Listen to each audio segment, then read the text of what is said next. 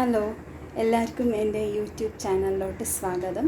ഇന്നത്തെ ഒരു സബ്ജക്റ്റ് എന്ന് പറയുന്നത് ഹൈജീൻ ടിപ്സ് ആണ്. Hygiene tips for woman. പിന്നെ ആദ്യമായിട്ടെന്ന് പറയുന്നത് സ്കിൻ കെയർ പിന്നെ ഹെയർ കെയർ ആയിട്ടാണ് ആദ്യം പറയുന്നത്. സ്കിൻ കെയർ ആകുമ്പോൾ ഞങ്ങളുടെ സ്കിന്നിന് അനുസരിച്ചിട്ട് വേണം പ്രോഡക്ട്സ് തിരഞ്ഞെടുക്കാനായിട്ട്. അപ്പോൾ ഞങ്ങൾക്ക് മുഖത്ത് ഇൻഫെക്ഷൻസ് വരാതിരിക്കാനും പിഗ്മെൻറ്റേഷന് ഇങ്ങനെ ചില പ്രശ്നങ്ങൾ വരാതെ ഇരിക്കാനും ഇത് സഹായിക്കും. പിന്നെ സ്കിന്ന് നന്നായി ഹൈഡ്രേറ്റ് ചെയ്ത് വയ്ക്കുന്നത് ഏറ്റവും നല്ലതാണ്. അതായത് നന്നായി വെള്ളം കുടിച്ചാൽ തന്നെ നമുക്ക് പ്രശ്നങ്ങളൊന്നും ഒഴിവാക്കാൻ പറ്റുന്നതാണ്. പിന്നെ മുടിക്കും അങ്ങനെ തന്നെയാണ്. മുടി വളരാനും പിന്നെ സ്കാൽപ്പൊക്കെ ഹെൽത്തി ആയിട്ടിരിക്കാനും ഇൻഫെക്ഷൻസൊക്കെ കുറയ്ക്കാനും നന്നായി അറ്റ്ലീസ്റ്റ് ഒരു 2.5 ലിറ്റേഴ്സ് വെള്ളം നന്നായി കുടിക്കണം. പിന്നെ എന്ന് പറയാനുള്ളത്, ചിലർക്ക് ഈ ബോഡി ഹീറ്റ് ബോഡി ആയിട്ടുള്ള പ്രശ്നങ്ങളുണ്ടാകും. അപ്പോൾ അവർക്ക് എന്താണെന്ന് പറയാനുള്ളതെന്ന് വെച്ചാൽ സ്വെറ്റ് വരാണ്ട് സ്വെറ്റ് കൺട്രോൾ ചെയ്യാനുള്ള ഡിയോഡ്രൻറ്റ്സ് ഉപയോഗിക്കാം. പിന്നെ കോട്ടൺ ഷർട്ട്സ്, ആണുങ്ങളാണെങ്കിൽ കോട്ടൺ ഷർട്ട്സ് ഉപയോഗിക്കാം. കോട്ടൺ ടീഷർട്ട്സ് ഉപയോഗിക്കുന്നത് നല്ലതാണ്. പിന്നെ കൂടുതൽ വെയിലത്ത് പുറത്ത് പോകുമ്പോൾ എപ്പോഴും സൺഗ്ലാസ്സൊക്കെ ഇടാൻ ശ്രമിക്കാൻ നോക്കുക. പിന്നെ സ്കാർഫ് ഇടുന്നതും നല്ലതാണ്. അപ്പോൾ തലയിലത്തെ സ്വെറ്റ് ഇറങ്ങാനും പിന്നെ അതൊക്കെ ഒന്ന് കൺട്രോൾ ചെയ്യാൻ പറ്റുന്നതാണ്. പിന്നെ എപ്പോഴും കയ്യിലൊരു വാട്ടർ ബോട്ടിൽ സൂക്ഷിക്കുന്നത് ഏറ്റവും നല്ലതാണ്. അപ്പോൾ വെയിൽ കാലം എന്ന് വരുമ്പോൾ സമ്മറിൽ പ്രത്യേകിച്ചും ഒരുപാട് ദാഹം തോന്നുന്നത്, അതായത് തേഴ്സ്റ്റി എന്ന് പറയുമല്ലോ, അങ്ങനെ തേഴ്സ്റ്റ് വന്നുകൊണ്ടേയിരിക്കും. അപ്പോൾ നന്നായിട്ട് വെള്ളം കുടിക്കാൻ നോക്കണം. അറ്റ്ലീസ്റ്റ് ഇൻ എ ഡേ 1.5 ലിറ്ററെങ്കിലും കുടിക്കാൻ നോക്കണം. അപ്പം കുടിക്കാൻ ശ്രമിച്ചാൽ തന്നെ നമുക്ക് ബോഡി ഹീറ്റ് ഒന്ന് കൺട്രോൾ ചെയ്യാൻ പറ്റും.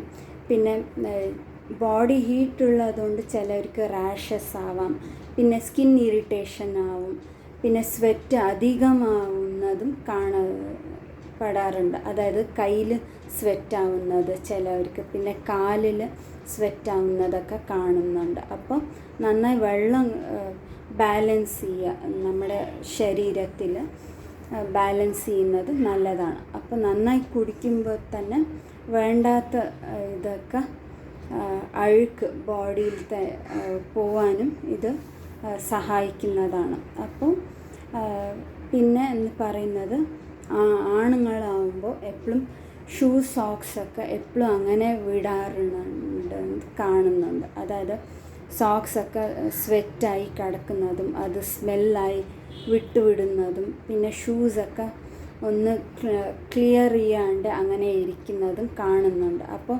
അതൊക്കെ ഒന്ന് ശ്രദ്ധിക്കുക. അതായത് ആഴ്ചയിലൊരിക്കൽ ഷൂ ഒക്കെ ഒന്ന് കഴുകിയിടാൻ നോക്കുക. ലെതർ ഷൂ ആണെങ്കിൽ വെയിലത്ത് ഉണക്കുക. അതായത് സ്വെറ്റ് ഉണ്ടെങ്കിൽ അകത്തിലത്തെ സ്വെറ്റൊക്കെ ഒന്ന് മാറാൻ വെയിലത്തൊന്ന് ഉണക്കുന്നത് നല്ലതാണ്. പിന്നെ സോക്സ് എപ്പോഴും ആൾട്ടർനേറ്റീവ് ഡേയ്സിൽ എപ്പോഴും കഴുകി ഇടാൻ നോക്കുക.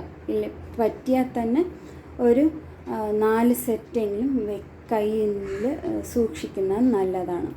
പിന്നെ സ്ത്രീകൾക്കെന്ന് പറയുമ്പോൾ തന്നെ സ്വെറ്റിൻ്റെ ഇത് വീട്ടിൽ പണിയെടുക്കുമ്പോൾ പിന്നെ വെളിയിൽ പോയി വരുമ്പോഴൊക്കെ സ്വെറ്റ് ആവാറുണ്ട്. അപ്പോൾ 2 തവണ നന്നായി ഫ്രഷ് ആവാൻ നോക്കുക. ഫ്രഷപ്പ് ആവുന്നത് നല്ലതാണ്. പിന്നെ എപ്പോഴും സെൻറ്റ് ഡിയോ ഒക്കെ നന്നായി ഉപയോഗിക്കുന്നത് നല്ലതാണ് എപ്പോഴും. പിന്നെ ഫേസിലൊക്കെ സ്വെറ്റ് ആവാണ്ടിരിക്കാനും ഹാൻഡ് കർച്ചീഫ് എടുക്കാം.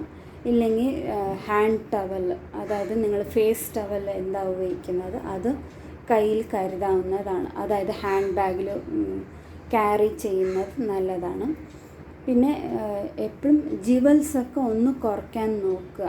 അപ്പോൾ ഈ സമ്മറിൽ സ്വെറ്റ് ആവുന്നത് ജിവൽസ് കൊണ്ടും ആവാം. കുളിക്കുമ്പോഴൊക്കെ ജിവൽസൊക്കെ ഒന്ന് മാറ്റി വെച്ചിട്ട് ഫ്രഷായി കഴിഞ്ഞിട്ട് വേണം ഉപയോഗിക്കാൻ. പിന്നെ എന്ന് പറയുന്നത്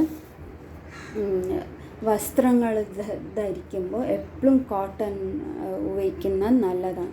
അതായത് ഹ്യൂമിഡിറ്റി സ്ഥലത്ത് താമസം, അതായത് കേരളത്തിലാവാം, പിന്നെ ഇവിടെ ചൂട് പ്രദേശത്ത് താമസിക്കുമ്പോൾ അതിൻ്റെ അനുസരിച്ച് വേണം ഞങ്ങൾക്ക് വസ്ത്രങ്ങൾ തിരഞ്ഞെടുക്കാൻ. അപ്പോൾ കോട്ടൺ എന്ന് പറയുമ്പോൾ എപ്പോഴും അതൊരു എയർ സർക്കുലേഷൻ ഉണ്ടാവും. അപ്പം നന്നായി സ്വെറ്റ് ഉണ്ടാവാണ്ടേ ഇരിക്കാനും ഇത് സഹായിക്കും.